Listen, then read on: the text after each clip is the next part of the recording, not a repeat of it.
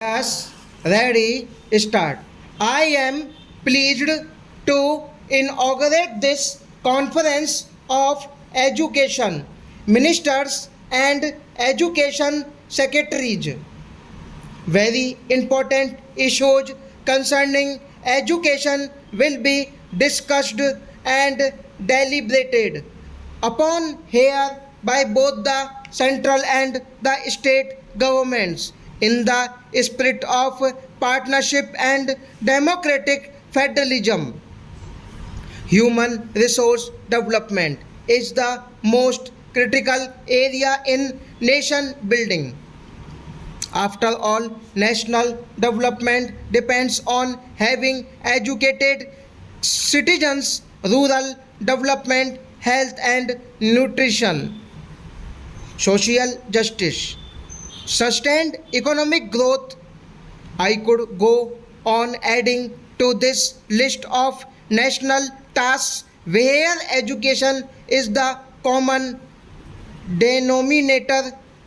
At the turn of the century, Swami Vivekananda had diagnosed the ills that plague our society and had said, a nation is advanced in proportion as education and intelligence spread among the masses.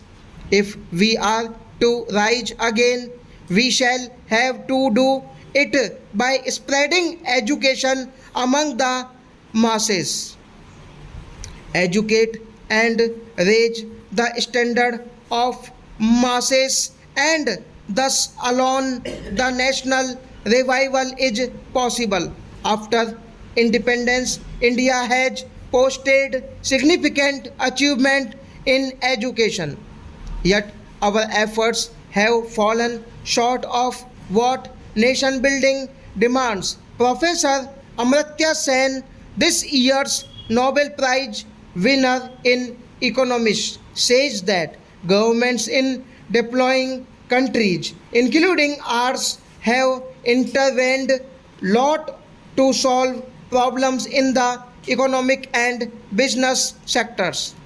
However, they have not intervened enough in the social sectors of health and education. This is a valid criticism. To remedy this imbalance is our collective task. The center and the states must reaffirm their commitment to the social sector, especially education. You will agree with me that what needs most attention is primary education. It is the base of everything.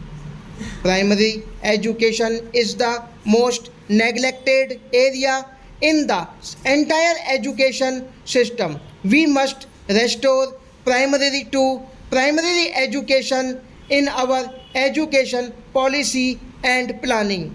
Primary education needs more money. Yes, more money to build and maintain proper school building. Equip them with books and blackboards and other instruments of teaching, and money also to convert single teacher schools to multiple teachers schools. Money is always scarce. A large part of the education budget goes to pay teachers' salaries. With the recent increases in their pay, there will be even less money for the other equally important items. We therefore need to look at other resources of funding. Private enterprise is now entering professional education. Even we not come up with innovative ways that attract people to contribute to primary schools. More than money, primary education needs better administrative and marginal skills, and of course a far stronger political will. It is sad that this most important area of nation building does not attract the best and the brightest administrations. Other departments are considered more glamorous. Primary education is often not the first choice of those who are assigned there. This must change. The most important thing that we can do to improve primary education is to ensure that the best administrators are applying their minds to improve the primary education system. I have some other thoughts that I would like to share with you on the subject.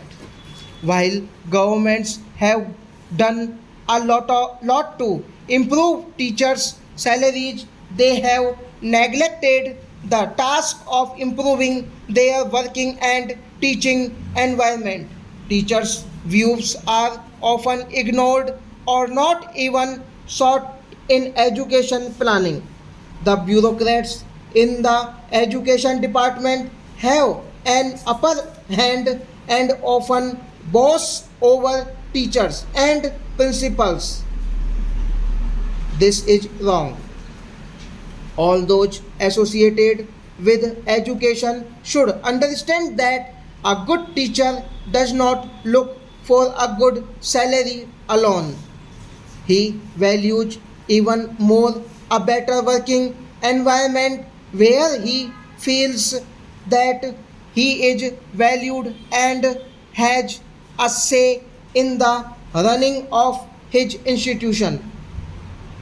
The quality of municipal and other government schools is inferior to that of private schools. One reason, of course, is that richer parents pay for and then demands better service from private schools. In government run schools where the parents are too poor and themselves uneducated, they cannot demand better service. This places a bigger responsibility on us to run our schools better in the absence of parental demand. Can we face up to that responsibility? How do we make parents and communities more responsive about the schools in their midst? This is one of the great challenges before the education sector. If we want the villagers to consider the school to be theirs, then they must have a sense of responsibility and ownership. Here I have a suggestion. Education is a state subject. The 73rd and 74th amendments have decentralized powers to the panchayats and municipalities. In this spirit of decentralization, I propose that we transfer administrative control over village schools to panchayats, mandal panchayats, and the Jilla Parishads.